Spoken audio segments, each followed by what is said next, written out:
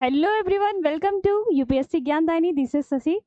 हमारे चैनल पे आपका बहुत बहुत स्वागत और अभिनंदन। पिछली क्लास में हमने जो है सेल कंप्लीट किया और आपका ब्लड पूरा पढ़ लिया, उससे रिलेटेड सारे क्वेश्चन सॉल्व कर लिए। ठीक है, इस क्लास में, आज की क्लास में हम पढ़ेंगे डाइजेस्टिव सिस्टम के बारे में। ठीक है, ह्यूमन सिस्टम हम पहले कवर कर लेंगे, जितने भी आपके ह्यूमन सिस्टम है जिससे आपके बार बार क्वेश्चन पूछे जाते हैं वो पहले हम कवर कर लेंगे। फिर हम नेक्स्ट टॉपिक पे चलेंगे। ठीक है, ऐसे टॉपिक जिससे बार बार आपके क्वेश्चन पूछे जाते हैं। ठीक है, तो आइए स्टार्ट करते हैं। आपके सामने क्या लगा हुआ है? ये है आपका डाइजेस्टिव सिस्टम। क्या है? Digestive system. ठीक, यानी कि आज हम पढ़ेंगे पाचन के बारे में। क्या पढ़ेंगे? पाचन के बारे में, यानी कि पाचन कैसे होता है।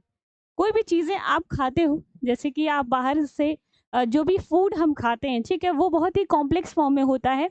उसका छोटे छोटे टुकड़ों में या सिंपल फॉर्म में चेंज होना, परिवर्तित होना ही आपका पाचन कहलाता है। ठीक है, जैसे कि आप बाहर से चीज पिज्ज़ा खा रहे हो, ठीक है, या फिर कोई भी आप रेसिपी खा रहे हो, तो वो बहुत ही कॉम्प्लेक्स, उसकी जो संरचना है वो बहुत ही कॉम्प्लेक्स होती है, बहुत ही जटिल होती है। ठीक, उनको छोटे छोटे पार्ट्स में डिवाइड किया जाता है। उसके बाद उसमें जो आपके पोषक तत्व हैं वो हमारी बॉडी के अंगों के द्वारा अवशोषित कर लिया जाता है, और फिर उसमें से जो वेस्ट पदार्थ है, अपशिष्ट पदार्थ है, उसको शरीर से बाहर कर दिया जाता है। यही पूरी प्रक्रिया आपकी पाचन कहलाती है। ठीक है, तो इसी पाचन से जुड़ा हुआ हम सारे अंग पढ़ेंगे।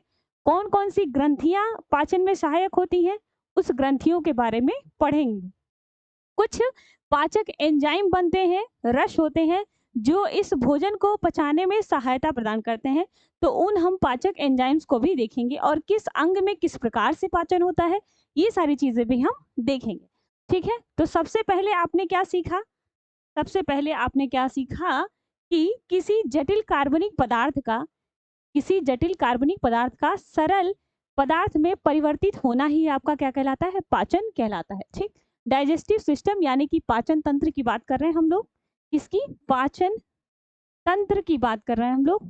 ठीक है, यानी कि इसका मतलब क्या है कि जो है, जितने भी आपके कार्बनिक पदार्थ हैं, जो जटिल कार्बनिक पदार्थ हैं, उनको सरल अकार्बनिक पदार्थों में परिवर्तित करना ही आपका पाचन कहलाता है। ठीक बात है, चलिए नेक्स्ट देखेंगे। आपके सामने एक पिक्चर लगी हुई है, ये पूरा आपका ह्यूमन डाइजेस्टिव सिस्टम का पिक्चर है। ठीक है, कौन सा पिक्चर है? ये ह्यूमन डाइजेस्टिव सिस्टम का पिक्चर है, आपको दिखाई दे रहा होगा। ठीक है, देखिए, पाचन हमारा यहाँ मुख से प्रारंभ होता है। कहाँ से? यहाँ मुख से प्रारंभ होता है। ठीक, इस मुख से पाचन प्रारंभ होता है। चलिए, क्या होता है हमारा? पाचन मुख से प्रारंभ होता है। ठीक है, ये है आपका मुख। यहाँ पे आपकी पाई जाती है टंग, यानी जीभ और दांत, पूरी बकल कैविटी है। यहाँ पे ये जो संरचना दिखाई दे रही है, ये वाली, ये आपकी होती है फेरिंग्स। ठीक है, जहाँ पे आपका फूड और ऑक्सीजन, यानी कि वायु और खाना दोनों आता है। नाक के थ्रू आपकी वायु प्रवेश करेगी, और आपके मुंह के द्वारा, आपके मुख के द्वारा जो है भोजन प्रवेश करेगा। यहाँ पे वो उसको कहते हैं फेरिंग्स। ठीक है, दूसरी है आपकी ईसोफेगस। ये जो है आपकी यहाँ से यहाँ तक, ये जो पाइप जैसी स्ट्रक्चर दिखाई दे रही है, इसको कहेंगे ईसोफेगस, या हिंदी में कहते हैं ग्रास नली। ठीक है, क्या कहते हैं? ग्रास नली। और ये है आपकी ग्रसनी। ठीक, हिंदी में इसको कहेंगे ग्रसनी। चलिए, सब ये पहले अंग पढ़ लेंगे, किस प्रकार से पूरा सिस्टम है उसको देख लेंगे, फिर हम अच्छे से पढ़ेंगे डिटेल में। ये आपको एक अंग दिखाई दे रहा होगा, ये वाला, ये आपको एक अंग दिखाई दे रहा हो। ठीक है, ये आपका है आमाशय। यहाँ से यहाँ तक ये जो क्या है आपका स्टमक, इसी को कहेंगे हिंदी में आमाशय। आमाशय। ठीक है, क्या कहेंगे इसको? आमाशय। आप जब भोजन ग्रहण करते हो तो मुख के द्वारा भोजन आया ग्रसनी, ग्रसनी में यानी फेरिंग्स में, फिर उसके बाद ग्रास नली के द्वारा चला आएगा आपके आमाशय में, यानी स्टमक में। ठीक है, स्टमक से स्टमक के बाद जो है, जब यहाँ पे इसका थोड़ा सा पाचन हो जाएगा स्टमक में, उसके बाद जो है ये भोजन आपका चला आता है छोटी आंत में। ये जो आप यू स्ट्रक्चर देख रहे हो, ये छोटी आंत है आपकी। क्या है ये? ये आप देख रहे हो ना छोटा सा स्ट्रक्चर, ये आपकी छोटी आंत है जो यहाँ आमाशय से शुरू होती है। ठीक है, आमाशय से शुरू होती है और ये जो पूरी स्ट्रक्चर है, ये पूरा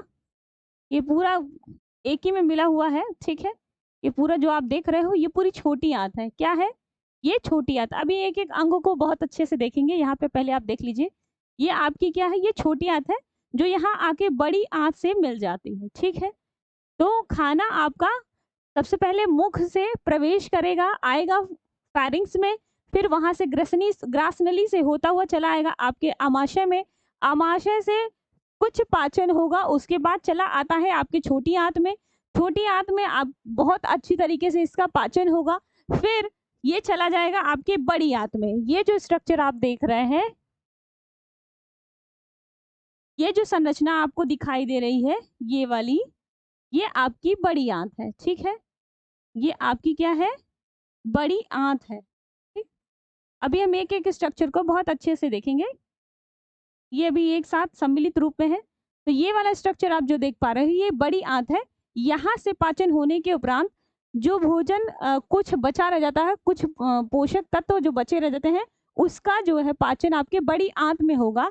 और होने के बाद यहाँ से जो अपशिष्ट पदार्थ है वो आपके चला आता है यहाँ पे रेक्टम। लास्ट में आपका एक पार्ट होता है जिसको कहते हैं रेक्टम। क्या कहते हैं? रेक्टम।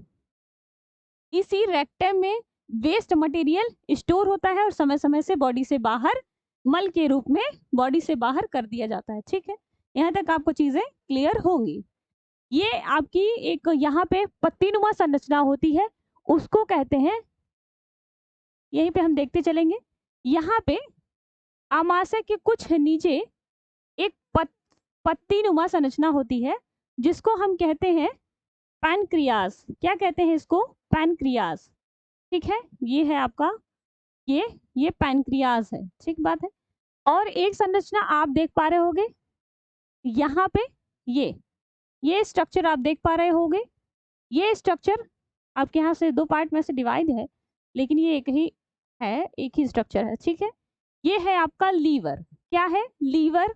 और ये पैनक्रियाज यानी अग्न्याशय और लीवर आपके आहार नाल की श्रेणी में नहीं आता है। का है तो ये पाचक ग्रंथि, लेकिन आहार नाल की श्रेणी में नहीं आता है। ठीक है, आगे देखेंगे।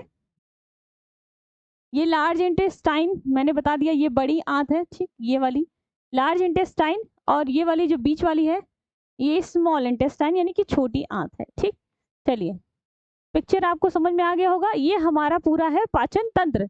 ये जो एपिग्लॉटिस की बात कर रहा है, ये यहाँ पे लगा होता है एपिग्लॉटिस, जो कि श्वास नली के ऊपर लगा होता है। जब हम श्वास लेते हैं तो ये ढक्कन की तरह होता है, ऐसे खुल जाता है और श्वास प्रवेश कर जाती है, फिर ये बंद हो जाता है। एपिग्लॉटिस की बात कर रहे हैं। ठीक है, बगल वाली, और बगल में ही फूड पाइप होती है। जब हम खाना खाते हैं तो फूड पाइप से फूड हमारा इसके अंदर आता है, लेकिन ये यहाँ से ही, यहीं से एक और ऐसे संरचना होती है जो हमारे किस में जाती है? लंग्स में जाती है। ठीक है, ये पाइप जो है किस में जाती है? लंग्स में जाती है। यहाँ से ही एक ऐसे स्ट्रक्चर होता है, इसी पे एपिग्लॉटिस लगा होता है, और ये होती है आपकी विंड पाइप। विंड पाइप होती है। ठीक है, कौन सी पाइप? Wind pipe. और ये आपकी फूड पाइप होती है। क्या? फूड पाइप, यानी इसके थ्रू आपका खाना जाता है आपके आमाशय में, और इसके थ्रू आपकी वायु जाती है। वायु, हवा किस में जाता है? आपके लंग्स में। ठीक है, तो ये जब हम रेस्पिरेशन का चैप्टर पढ़ेंगे तो वहां पढ़ेंगे। ये जो एपिग्लॉटिस है ये आपके वहां पे लगा हो। तो चलिए नेक्स्ट देखेंगे। यहाँ पे कुछ चीजें हम देखेंगे। सबसे पहले लिखेंगे पाचन क्या होता है। ठीक है, सबसे पहले देखेंगे पाचन क्या होता है। पाचन, पाचन के बारे में थोड़ा सा लिख लीजिए। पाचन यानी कि डाइजेशन। ठीक है, डाइजेशन। ठीक, डाइजेशन जो है इसके बारे में कुछ पॉइंट्स लिखिए। सबसे पहले लिखिए किसी जटिल कार्बनिक पदार्थ का, क्या लिखेंगे? किसी जटिल कार्बनिक पदार्थ का कार्बनिक पदार्थ का तरल व अकार्बनिक, तरल व अकार्बनिक पदार्थ में टूटना, तरल व अकार्बनिक पदार्थों में टूटना ही पाचन कहलाता है। ठीक है, क्या कहलाता है? पाचन कहलाता है। इसे विभिन्न श्रेणियों में बांटा गया है। ठीक है, इसके विभिन्न स्टेप लिख लेंगे। स्टेप इसके कौन कौन से हैं? स्टेप सबसे पहले होता है आपका इंजेशन। इंजेशन क्या होता है? सबसे पहले इंजेशन यानी कि अंतर्ग्रहण। ठीक है, क्या होता है? अंतर्ग्रहण। ठीक, दूसरा होगा आपका डाइजेशन। डाइजेशन का अर्थ पाचन। तीसरा होगा आपका एब्सोर्प्शन।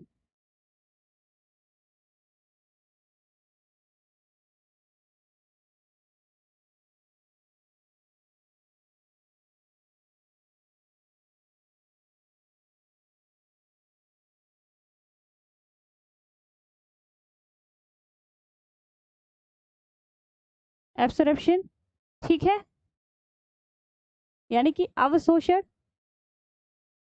अवशोषण।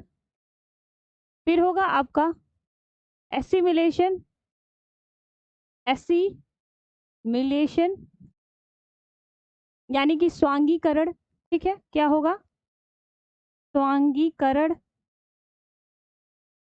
स्वांगीकरण। फिर होगा आपका फाइव अगर देखा जाए तो ये होगा डिफेक्शन। डिफेक्शन या एक्सरेक्शन इसको कह सकते हैं। एक्सक्रेशन, उत्सर्जन। ठीक है, ये पूरा डाइजेशन आपके 5 चरणों पर आधारित है। जो डाइजेशन के जो है ये चरण है, पाचन के जो है क्या है, ये चरण है, 5 चरणों पर आधारित है। इंजेशन यानी कि सबसे पहले भोजन को हम ग्रहण करते हैं। ठीक, दूसरा है डाइजेशन, फिर उस भोजन का पाचन होता है। एब्सोर्प्शन यानी कि अवशोषण, उसमें जो न्यूट्रिएंट्स है, पोषक तत्व है, उसका जो है आपका अवशोषित किया जाता है। फिर है आपका एसिमिलेशन यानी कि स्वांगीकरण। ठीक है, ये क्रिया आपकी कहाँ होगी? ये भी आपकी छोटी आंत में संपन्न होती है। जो बचे हुए पोषक तत्व हैं उसको जो है अवशोषित किया जाता है।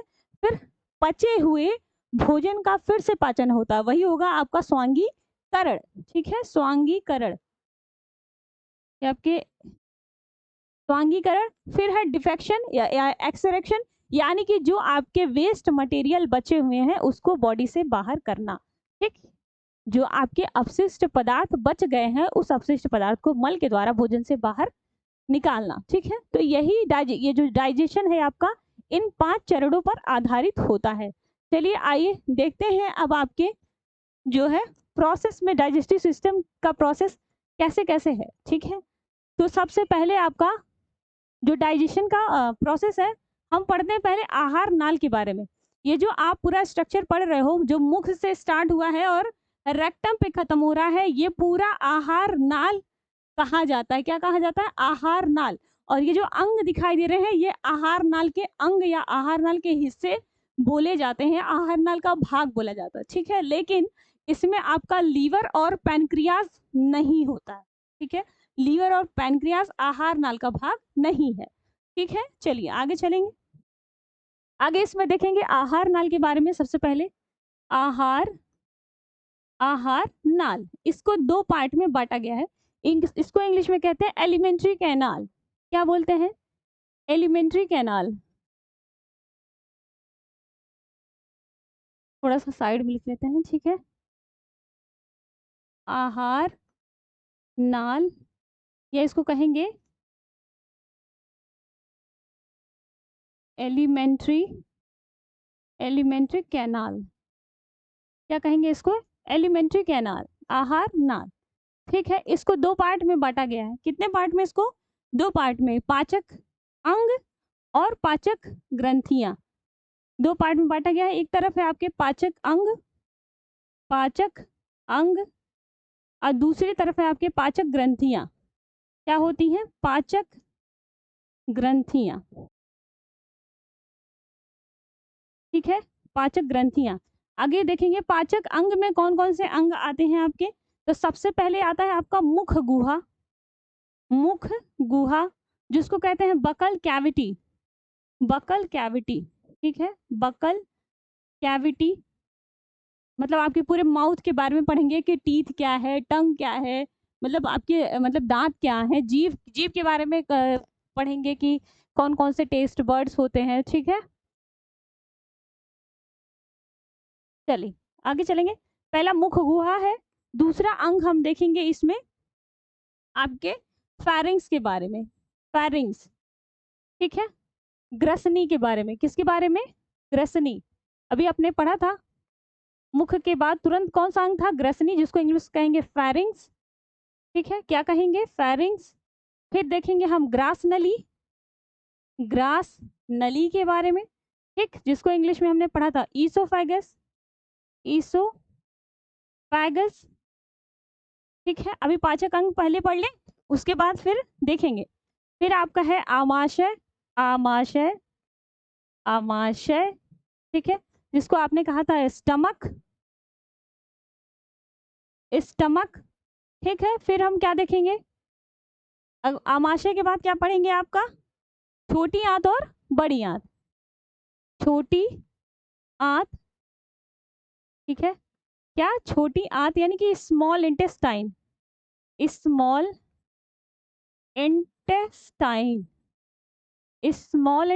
फिर हम पढ़ेंगे लार्ज इंटेस्टाइन यानी कि बड़ी आंत के बारे में।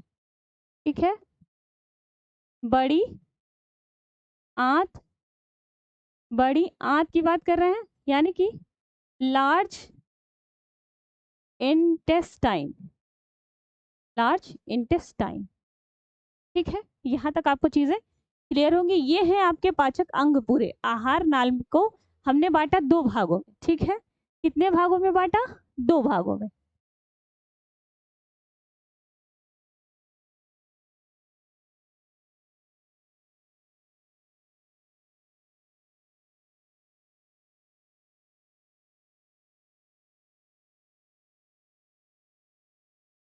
चलिए कोई बात नहीं, आते हैं यहाँ पे।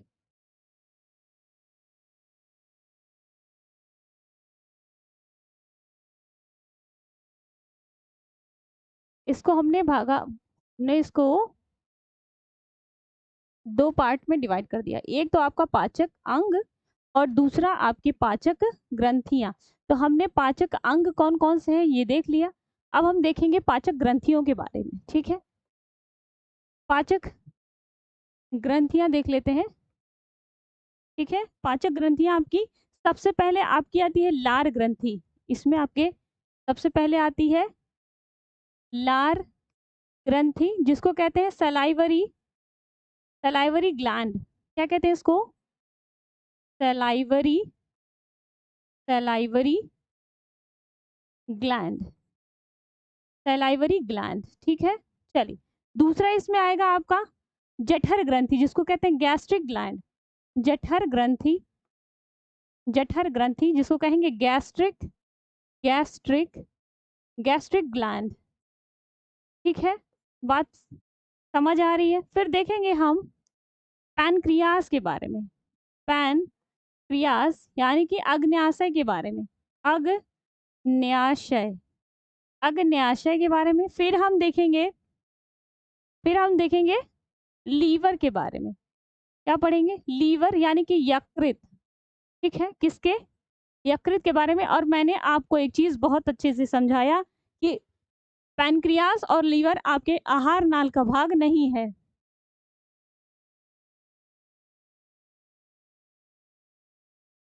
यहीं पे आप लिख देंगे, ये जो है आहार नाल का भाग नहीं है। आहार नाल का भाग नहीं है। ठीक है, इतनी चीजें आपको क्लियर होंगी। चलिए आगे देखेंगे। एलिमेंट्री कैनाल में हमने पढ़ा पाचक अंग और पाचक ग्रंथियों के बारे में, ठीक है। एलिमेंट्री कैनाल जो है, एलिमेंट्री कैनाल को आपको जैव रासायनिक प्रयोगशाला भी कहा जाता है, ठीक है। ये लगभग 9 से 10 मीटर होती है, लंबी होती है, ठीक है। कितने लगभग 9 से 10 मीटर लंबी होती है। कितना होता है? 9 से 10 मीटर लंबाई इसकी होती है। किसकी? एलिमेंट्री कैनाल की। इसको जैव रासायनिक प्रयोगशाला भी कहते हैं। क्या कहते हैं? जैव रासायनिक प्रयोगशाला। पाचन तंत्र का सबसे लंबा भाग यही होता है, आहार नाल ही, ठीक है। चलिए अब हम एक एक अंग को डिस्कस करेंगे। क्या करेंगे? एक एक अंग को डिस्कस करेंगे। सबसे पहले देखेंगे बकल कैविटी।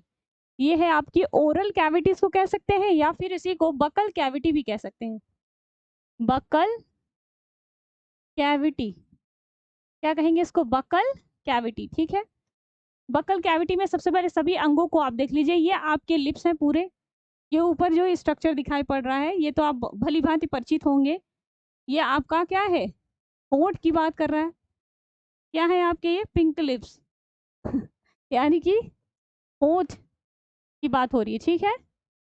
आइए, ये जो आपके स्ट्रक्चर वाइट वाइट क्या है? टीथ, दांत है, ठीक है। अब दांत के ऊपर ये जो मसल्स दिखाई दे रहा है ना, ये मसल्स, ये है आपका जिंजीवा यानी कि गम इसको बोलते हैं, ठीक। ये जो आप मुंह खोलोगे तो ये स्ट्रक्चर दिखाई देगा, ये स्ट्रक्चर, इसको कहते हैं यूवल्वा, ठीक है। और यहाँ पे किनारे पे ये स्ट्रक्चर पाया जाता है जिसमें छोटे छोटे कभी कभी स्टोन्स हो जाते हैं। जब मुंह की गंदगी नहीं साफ हो जाती है होती है तो इसमें छोटे छोटे स्टोन्स हो जाते हैं, वाइट स्टोन्स, तो उसको कहते हैं टॉन्सिल्स, ठीक है। और लिप एंड चीक लाइनिंग है ये, तो चलिए ठीक है। फ्लोर ऑफ माउथ, ये नीचे वाला जो पार्ट है ये फ्लोर है, छत है मुंह की, ठीक। ये आपकी जो स्ट्रक्चर दिखाई दे रही है, ये संरचना जो आप देख रहे हो, ये आपकी पूरी क्या है? टंग, यानी कि ये जीभ है। इसी को हम पढ़ेंगे, इसमें कितने टेस्ट बर्ड होते हैं, ठीक है। और चलिए बाकी ये हमारे लिए बहुत जरूरी नहीं है। इसको ये वाला भाग पूछ लेता है कि मुंह के ऊपरी भाग को यानी मुंह के छत को क्या बोलते हैं, तो हम बोलते हैं पैलेट। क्या बोलते हैं? पैलेट बोलते हैं, ठीक। तो एक आपका हार्ड पैलेट है यहाँ पे आगे पे, और ये नीचे पीछे वाला जो पार्ट है ये सॉफ्ट पैलेट है, ठीक। जो ऊपर होता है उसको पैलेट बोलते हैं, जो नीचे है उसको फ्लोर ऑफ माउथ बोलते हैं, ठीक। और बाकी ये आपकी टीथ की स्ट्रक्चर है। अब हम पढ़ेंगे दांतों के बारे में कि दांत कितने प्रकार के होते हैं, ठीक है, किससे बने होते हैं, ठीक है। तो एक एक अंग को देखते चलेंगे। इनसे प्रश्न हमेशा पूछे गए हैं, इसलिए जो है हमारा जानना बहुत जरूरी है, एक एक चीज को पढ़ना बहुत जरूरी है, ठीक है। एक बार अगर आपने पूरा यहाँ पे पढ़ लिया फिर आपको दोबारा पढ़ने की जरूरत नहीं है, आपको सारी चीजें यहीं से क्लियर हो जाएंगी, ठीक। चलिए नेक्स्ट देखते हैं। हम सबसे पहले पढ़ेंगे दांत के बारे में, ठीक है। सबसे पहले क्या पढ़ेंगे? टीथ के बारे में। आइए देखते हैं। टीथ, दांत, ठीक है। किसके बारे में? दांत के बारे में। जो दांत आपका होता है,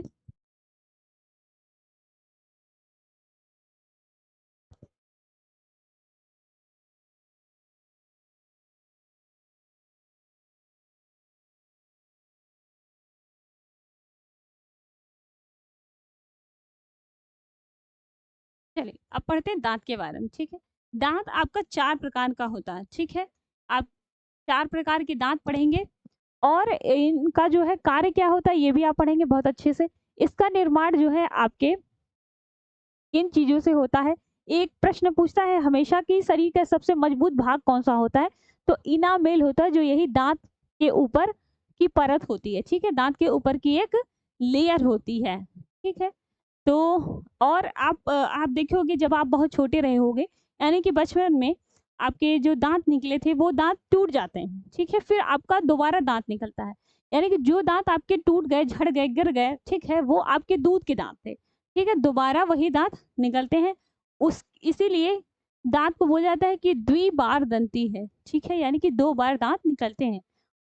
उसके बाद अगर आप वयस्क हो गए, बड़े हो गए, फिर आपके दांत अगर टूट गए तो नहीं निकलते हैं, क्योंकि 2 बार से ज़्यादा दांत नहीं निकलते हैं। ठीक बात है?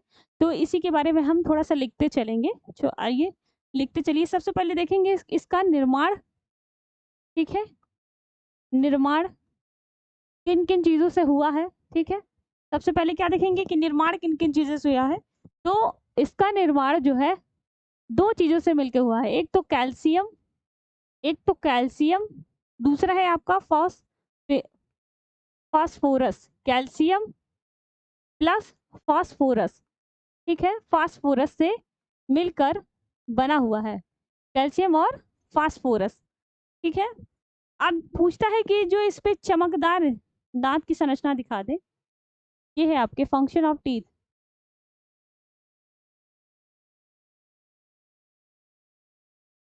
ये देखिए टीथ, इस पे दांतों के ऊपर ये जो चमकदार परत होती है, ठीक, यहाँ पे समझ लेंगे। ये है आपका टीथ। टीथ के बारे में सबसे पहले पढ़ लेंगे। ये जो ऊपर स्ट्रक्चर आपको दिखाई दे रहा है, ठीक है, यही जो सबसे ऊपरी वाला भाग, इसको कहते हैं एनामेल। शरीर का सबसे मजबूत पार्ट है ये एनामेल। पूरे बॉडी में आपके इससे ज्यादा मजबूत कुछ है ही नहीं। ठीक, इसके नीचे वाला जो पार्ट होता है, इसके नीचे वाला पार्ट, इसको कहते हैं डेंटाइन। ठीक है, क्या कहते हैं? डेंटाइन। यही सबसे जो है सफेद और चमकदार भाग है, चमकदार परत है, इसी को कहते हैं डेंटाइन। ठीक है, और उसके नीचे की ये जो संरचना आपको दिखाई दे रही है, ये वाली, इसको कहते हैं पल्प। क्या बोलते हैं इसको? पल्प। इसको बोलते हैं पल्प। ठीक है, इसको क्या कहेंगे? पल्प कहते हैं। ठीक, और ये तो आपका गम है। ये नीचे के भागों की बात की है कि सीमेंटम है। ये आपका जो है रूट कैनाल है, और यहाँ जहाँ से दांत शुरू हुआ है, ये रूट एंड ओपनिंग है, यहीं से ये खुलता है, यहीं से ये जो पल्प दिखाई दे रहा है ना, इसकी एंडिंग है यहाँ पे। ठीक बात है? ये दांतों का रूट है, यानी कि जड़ है, और ये दांत का ऊपरी भाग है, जिसको क्राउन कहते हैं। क्राउन में मैंने बताया कि ये इनामेल जो है सबसे मजबूत भाग है। ठीक है, सब शरीर का सबसे मजबूत भाग, शरीर का सबसे मजबूत भाग है। ठीक है, क्या? इनामेल। ये डेंटाइन इसकी सफेद चमकदार परत होती है, सफेद चमकदार परत। चमकदार जो है क्या होती है? परत होती है। ठीक है ना? यहाँ तक चीजें क्लियर होंगी। चलिए इसी के बारे में हम लिखते चलेंगे जल्दी जल्दी। ठीक है, सबसे पहले देखिए निर्माण किन किन चीजों से हुआ है, तो देख लेंगे, फिर हम लिखेंगे। सफेद चमकदार जो परत है उसको क्या कहते हैं? सफेद चमकदार परत। चमकदार परत क्या कहलाती है? अभी अभी आपने देखा, डेंटाइन कहलाती है। ठीक है, डेंटाइन को कह सफेद चमकदार भाग को क्या कहते हैं? डेंटाइन कहते हैं। चलिए नेक्स्ट देखिए, शरीर का सबसे मजबूत भाग पूछता है। ये क्वेश्चन आपका बार बार रिपीटेड है। शरीर का सबसे मजबूत भाग, शरीर का सबसे मजबूत भाग आपका क्या होगा? इनामेल। इनामेल। ठीक है, फिर देखेंगे इसमें अस्थाई दांत कितने होते हैं। ठीक, पूछेगा। अस्थाई अस्थाई दांतों की संख्या, अस्थाई दांत कितने होंगे? तो 20 होते हैं। ठीक है, अस्थाई दांत कितने होते हैं? 20 होते हैं। एक बार झड़ेंगे फिर दोबारा निकलेगा। ठीक है, आगे देखेंगे। इसको दांत को जो है क्या क्या चीजें कहेंगे? दांत है ना, दांत, ये टीथ की बात कर रहे हैं, इसी को कहते हैं आप, इसको कहते हैं आप विषम दंती, क्योंकि दांत कई प्रकार का होता है। विषम दंती कहते हैं क्योंकि दांत के 4 प्रकार हैं। ठीक है, इसलिए इसको विषम दंती कहेंगे। इसी को आप कहेंगे द्विबार दंती। द्विबार दंती यानी कि दांत 2 बार निकलता है। एक दूध के दांत है और एक दूसरा आपके मजबूत दांत है, इसीलिए इसको द्विबार दंती कहेंगे। ठीक है, या इसी को गर्त दंती भी कहते हैं, क्योंकि एकदम बिल्कुल रूट से निकलता है। बुद्धि के दांत, देखिए बुद्धि के दांत होते हैं, उसकी संख्या होती है 4 और ये 19 वर्ष के बाद निकलता है। ठीक है, बुद्धि के दांत आपके निकलते हैं। ठीक है, बुद्धि बुद्धि के, ये बच्चों में नहीं पाया जाता है। ठीक है, बुद्धि के दांत कितने होते हैं? 4। कब निकलता है? 19 वर्ष के बाद निकलता है। 19 वर्ष के बाद निकलता है, निकलता है। ठीक है, 19 वर्ष के बाद निकलता है। चलिए आगे देखेंगे, ज्यादा समय नहीं लेंगे। इस पे लिखा है टीथ आपके 4 प्रकार के होते हैं। कितने प्रकार के? 4। ठीक, दांत आपके 4 प्रकार के होते हैं, यहीं पे लिख लेंगे ये भी। टीथ यहीं पे लिख लेंगे इसको भी। टीथ कितने प्रकार का होता है? 4 प्रकार का। ठीक है, इन चारों को देख लेंगे यहाँ पे, इन चारों को देखेंगे। ये है आपके प्राइमरी टीथ, यानी कि जो बच्चों में निकलता है। ये है आपका सेकेंडरी टीथ, जो वयस्कों में निकलता है, यानी कि बड़े लोगों में निकलता है, एडल्ट में। आगे देखेंगे, ये जो आपके 4 दांत दिखाई दे रहे हैं, ठीक है, ये जो आपके 4 दांत यहाँ से यहाँ तक दिखाई दे रहे हैं ना, चाहे वो बच्चों की बात करें या वयस्क की बात करें, ये जो आपके 4 दांत दिखाई दे रहे हैं, इसको कहते हैं इंसीजर। क्या बोलते हैं? इंसीजर। बिल्कुल आगे वाले अपने दांत चेक करो, ये जो आगे के दांत है ना, इसको कहेंगे इंसीजर। ठीक है, यही सेकेंडरी 2 बार निकलेगा, तब भी ये जो आगे वाले भाग है, आगे वाला जो पार्ट है, इसको कहेंगे इंसीजर। क्या बोलते हैं इसको? Incisor, incisors.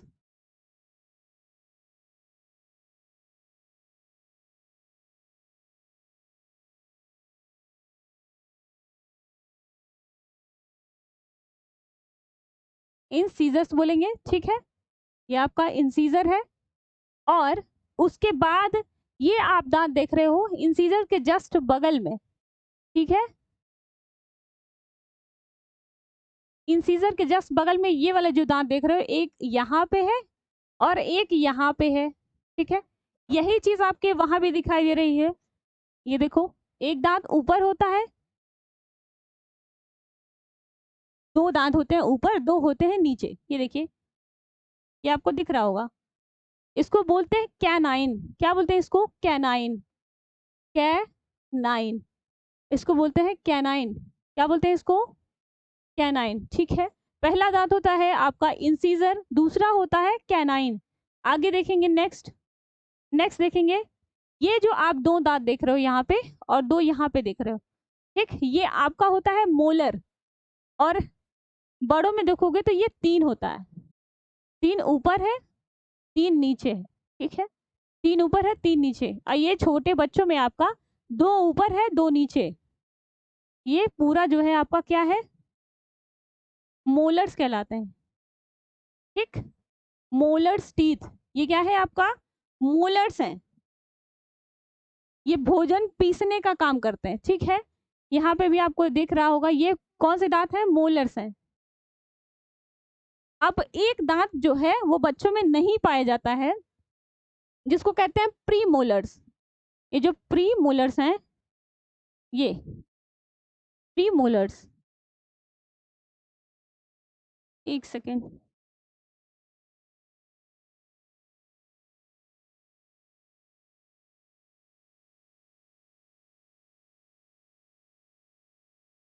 चलिए आगे देखेंगे।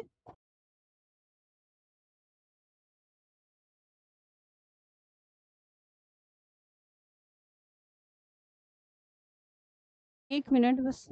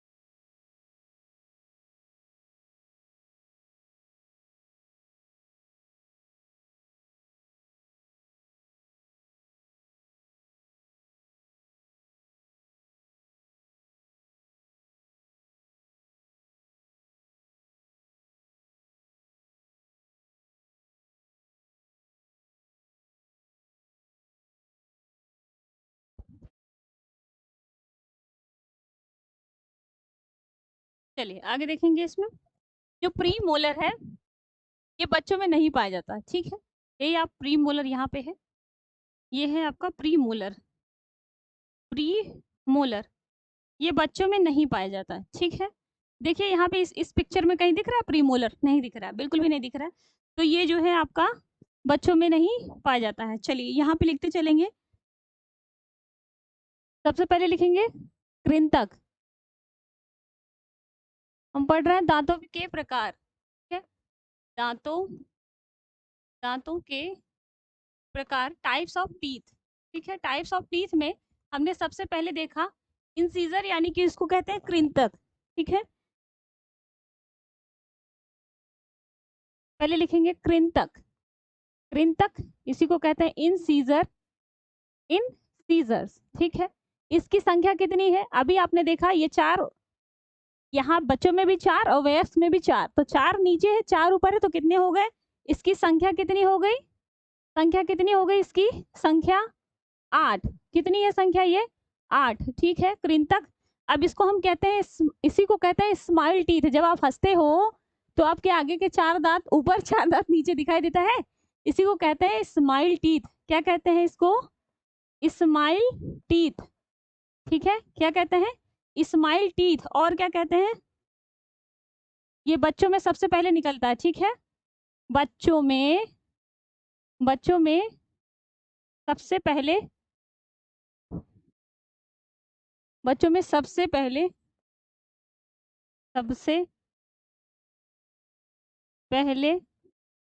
निकलता है।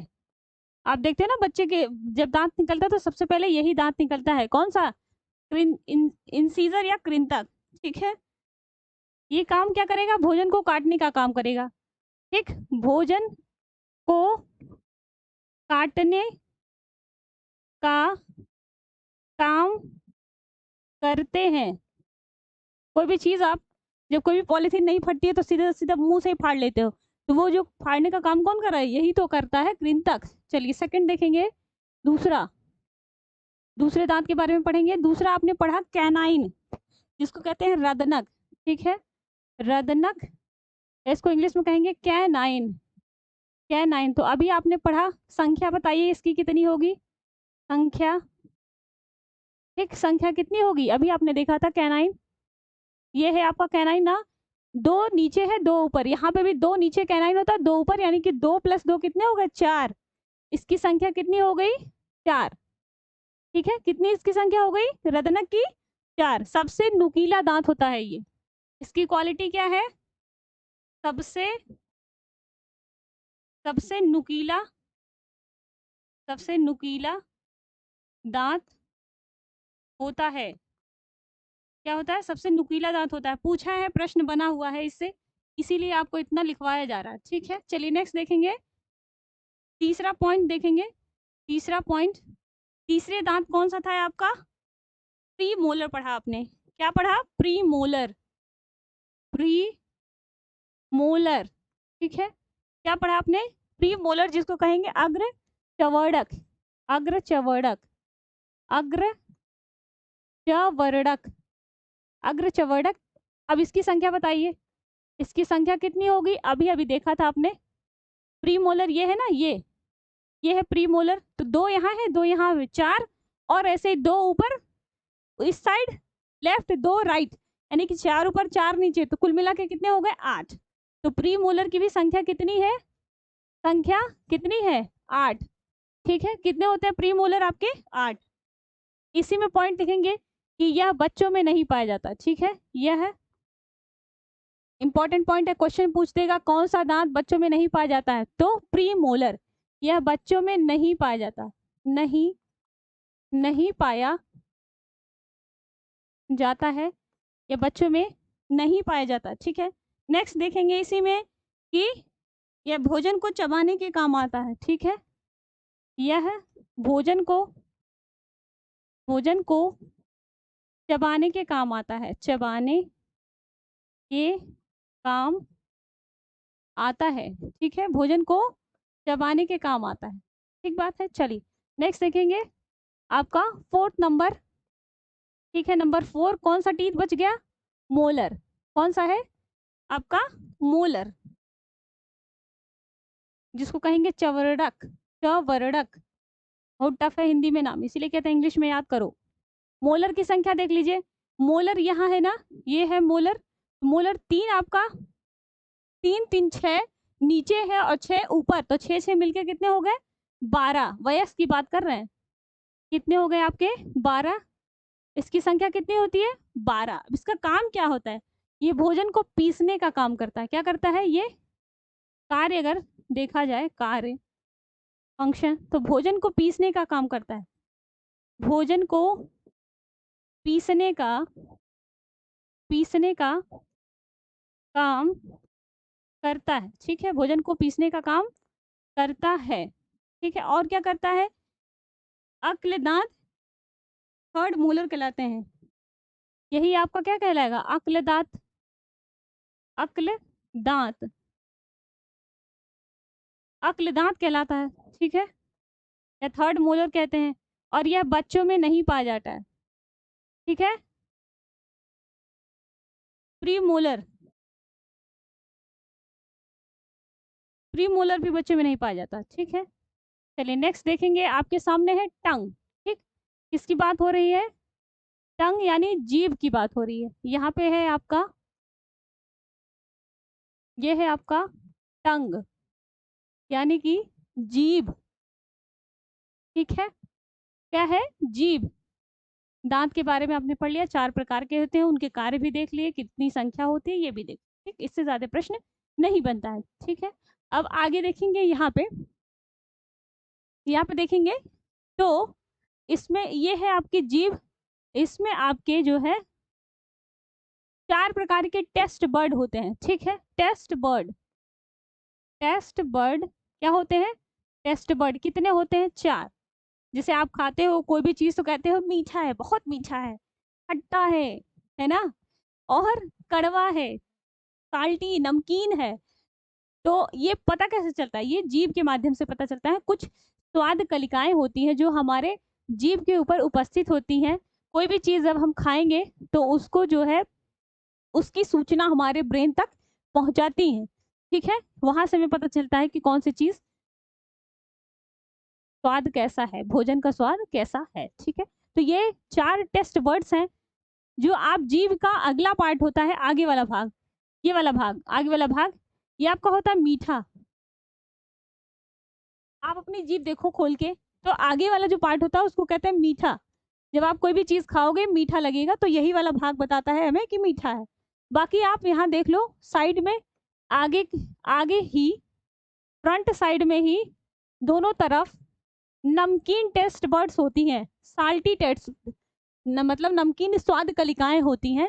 जब आप कोई भी चीज खाते हो तो उसमें नमक का स्वाद आता है, तो यही जो स्वाद कलिकाएं हैं यही हमें नमकीन का स्वाद का एहसास कराती हैं, ठीक है, यानी ब्रेन तक सूचना पहुंचाती हैं और हमें पता चलता है कि ये टेस्ट कैसा है। फिर ये पीछे का भाग आप जो देख रहे हो, ये वाला, ये होता है सौर यानी कि खट्टा, ठीक। क्या होता है ये? खट्टा, इसको कहेंगे खट्टा। आप कोई भी चीज कहते हो बहुत खट्टी है ना, बहुत खट्टी है, तो कैसे पता चला? यही जो टेस्ट बर्ड्स हैं यही हमें बताती है कि खट्टी है, मीठी है, कि क्या है, ठीक बात है। चलिए आगे चलेंगे, इसी में आगे चलेंगे। लास्ट वाला भाग आपका जो पीछे वाला भाग है, जीभ का जो पीछे वाला भाग है, इसको, ये है कड़वा, ठीक है। कैसा टेस्ट वर्ड है ये?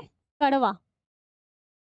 जब आप कोई भी चीज खाते हो कहते हो अरे बहुत कड़वी है, तो कैसे पता चलता है कि बहुत कड़वी है? यानी बीच का ये जीभ के जो पिछला हिस्सा है इसमें आपकी कड़वाहट वाली टेस्ट बर्ड्स मौजूद होती हैं। यही टेस्ट बर्ड्स उस जो है स्वाद को एब्जॉर्ब करती है, ब्रेन तक सूचना पहुंचाती है, पता चल जाता है कि क्या है, आपका स्वाद उसका कड़वा है, ठीक है। तो ये 4 प्रकार की टेस्ट बर्ड्स होती हैं जिसको आप बहुत अच्छी तरीके से समझ सकते हैं, ठीक है। तीखे के लिए देखिए, इसमें नोट पॉइंट बना के लिखेंगे, तीखे के लिए कोई भी टेस्ट बर्ड नहीं होती है, ठीक है। तीखे के लिए कोई भी टेस्ट बर्ड नहीं होता है।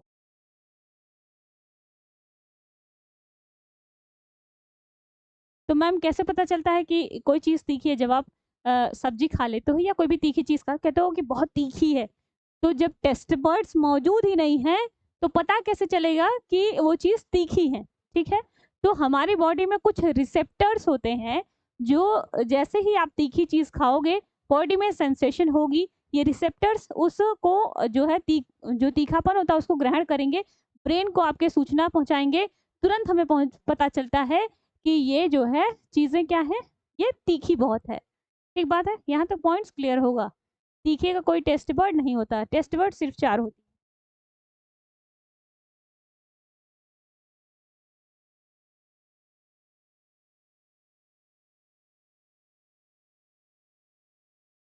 इसकी लंबाई पूछ लेता है कभी कभी कि इसकी लंबाई कितनी होती है। इसकी लंबाई कभी कभी पूछ लेता है, इसकी लंबाई आपकी लगभग 10 से 12 सेंटीमीटर होती है। ठीक है, इसकी अगर लंबाई कभी पूछेगा, लंबाई लंबाई तो 10 से 12 सेंटीमीटर लंबा होता है। ठीक है, ये आपका 10 से 12 सेंटीमीटर होता है लंबा, क्या? आपकी जीभ। ठीक है ना, चलिए नेक्स्ट चलेंगे। इसमें लिखेंगे तीखे के लिए, तीखे के लिए कोई टेस्ट बर्ड नहीं होता, टेस्ट बर्ड नहीं नहीं होते हैं। ठीक है, चलिए नेक्स्ट चलेंगे। आइए, नेक्स्ट है आपके सामने, ये फेरिंग्स है। क्या है ये? फेरिंग्स। किसकी बात हम कर रहे हैं? फेरिंग्स की। ठीक है, यानी कि ग्रसनी। ये क्या है? ग्रसनी। अब ग्रसनी में क्या होता है? ग्रसनी जो है आपका, इसमें जो है भोजन और वायु दोनों ग्रहण की जाती है। ठीक, जैसे ये आप देख पा रहे हो, ये नजल कैविटी है, ये नोज है ना, नोज के थ्रू वायु अंदर जाएगी, वायु। ठीक है, नोज के थ्रू जो है वायु अंदर जाएगी। यहाँ पे नजल कैविटी, ये आपकी नजल कैविटी है, नजल कैविटी में जाएगी। ठीक है, और ये आप देख पा रहे हो, ये माउथ है। तो भोजन जब आप खाओगे, भोजन माउथ के थ्रू अंदर जाएगा। ठीक, ये आपका पूरा टंग है, यहाँ से यहाँ तक टंग। तो यहाँ पे आप देख पा रहे होगे। ठीक है, ये आप, मैंने अभी पीछे बताया था ना ईसोफेगस, आपने पीछे पढ़ा था ना ईसोफेगस, वो आप देखो, ये है आपका ईसोफेगस। इधर ये वाला पार्ट जो है आपका, ये है ईसोफेगस, जहां से ये भोजन, ये भोजन क्या करेगा, जहां से ये भोजन एंट्री करेगा। ठीक है, भोजन और जो वायु है, वायु,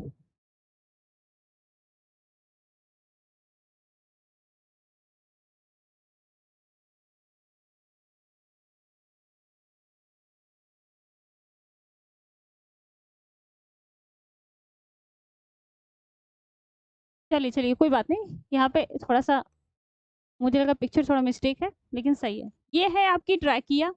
ठीक, ट्रैकिया यानी कि ये आपकी पूरी श्वास नली है। ठीक है, ये देखिए, ये इपीग्लॉटिस आपको दिख रहा होगा, ये इपीग्लॉटिस, ये देखिए पूरा ढक्कन की तरह ये संरचना है इपीग्लॉटिस की, ये इपीग्लॉटिस की। जब वायु आएगी ना अंदर, यहाँ से देखो आप, भोजन का जाना तो आपने देख लिया, वायु का देखो, जब ये नाक से वायु आएगी तो यहाँ से होता हुआ, ठीक है, सीधे वायु आपकी आएगी यहाँ पे इपीग्लॉटिस से होते हुए।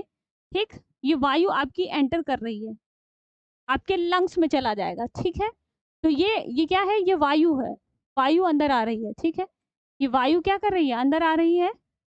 तो वायु के आने के लिए ये इपीग्लॉटिस आपका खुल गया है। अगर आप खाना खाते टाइम बात करते हो तो मम्मी कहती है खाना खाते टाइम बात नहीं करना चाहिए। क्यों नहीं करना चाहिए? उसका भी कारण होता है। ठीक है, क्यों? क्योंकि ये इपीग्लॉटिस आपका कभी कभी खुला रह जाता है, मुंह से सांस भी आ रहा है, नाक से सांस भी आ रहा है, खाना भी आ रहा है, तो आपका पता चलेगा ये जो खाना है ये फूड पाइप में जाने की बजाय आपके विंड पाइप में प्रवेश कर गया, और दम जो है खाना फंसने की वजह से ही व्यक्ति की मृत्यु तक हो जाती है। ठीक है, तो ये एपिग्लॉटिस क्या करता है, जब आप बात करते हैं तो एपिग्लॉटिस खुला रह जाता है, ठीक है। इसीलिए मना किया जाता है कि आप खाना खाते टाइम बात मत करो। एपिग्लॉटिस खुला रह गया, खाना जाना था फूड पाइप में, चली गई श्वास नली में, तो यही समस्या आपकी क्रिएट कर देती है, ठीक है। तो यहाँ पे ये जो दोनों चीजें प्रवेश कर रही हैं यहाँ पे, यही आपका कहलाता है फेरिंग्स, यानी कि भोजन और वायु जहाँ पे आ रही है ये आपका कहलाता है फेरिंग्स। इसमें दोनों चीजें आती हैं।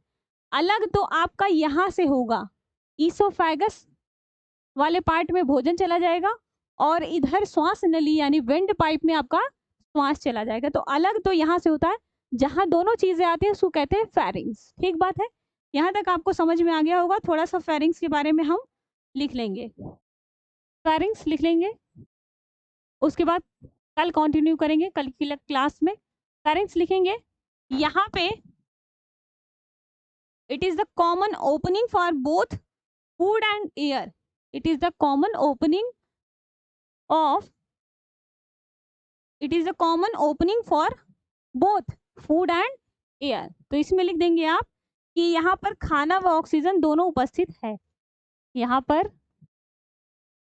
पर खाना व ऑक्सीजन दोनों उपस्थित होता है, दोनों उपस्थित होता है, ठीक है, दोनों उपस्थित होता है, ठीक है। चलिए, इससे ज्यादा इसमें कुछ नहीं पूछता। आगे देखेंगे ईसोफेगस, ये है आपका पूरा ईसोफेगस, इसको पढ़ेंगे हम कल की क्लास में, ठीक है। ईसोफेगस, तब तक के लिए इसको हम पढ़ेंगे कल की क्लास में। आज की क्लास आपकी यहीं तक, मिलते हैं नेक्स्ट सेशन में, तब तक के लिए बाय बाय, थैंक यू।